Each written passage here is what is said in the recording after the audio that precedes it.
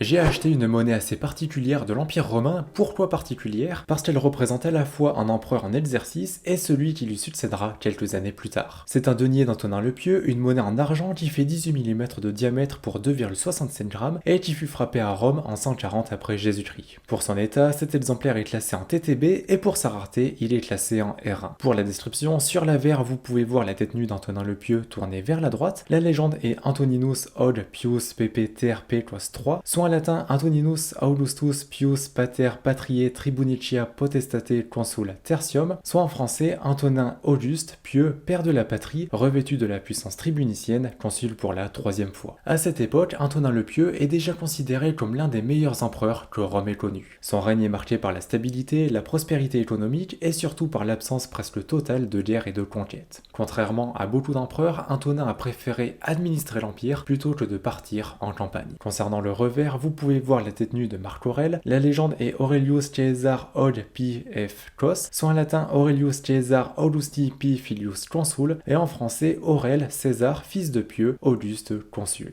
Le terme fils ne signifie pas que c'est le fils biologique d'Antonin. En réalité, Marc Aurèle a été adopté et c'est justement ce qui rend cette monnaie particulièrement intéressante. Pour comprendre pourquoi, il faut revenir un petit peu en arrière dans l'histoire. En 138, l'empereur Adrien approche de la fin de sa vie. N'ayant pas de fils pour lui succéder, il choisit Antonin le Pieux comme héritier, mais à une seule condition. Antonin doit lui-même adopter deux futurs successeurs, Lucius Verus et Marc Aurèle. Ainsi, dès l'accession au pouvoir d'Antonin, la succession impériale est déjà organisée. Cette décision s'avère particulièrement brillante puisque pendant 20 ans, Antonin le Pieux gouverne un empire stable et prospère, et pendant ce temps, Marc Aurèle apprend progressivement le métier d'empereur. Cette monnaie montre particulièrement bien cette préparation puisqu'elle montre à la fois qui est l'empereur actuel et qui sera le futur empereur romain. Lorsqu'Antonin le Pieux meurt en 161 à l'âge de 74 ans, le plan fonctionne parfaitement, Marc Aurèle devient empereur, enfin presque. Car conformément aux volontés d'Adrien, il partage le pouvoir avec Lucius Verus. Et pour la première fois dans l'histoire romaine, deux empereurs se partagent le trône et règnent côte à côte. Mais contrairement au règne paisible d'Antonin, Marc Aurèle va devoir faire face à de nombreuses difficultés. Des invasions barbares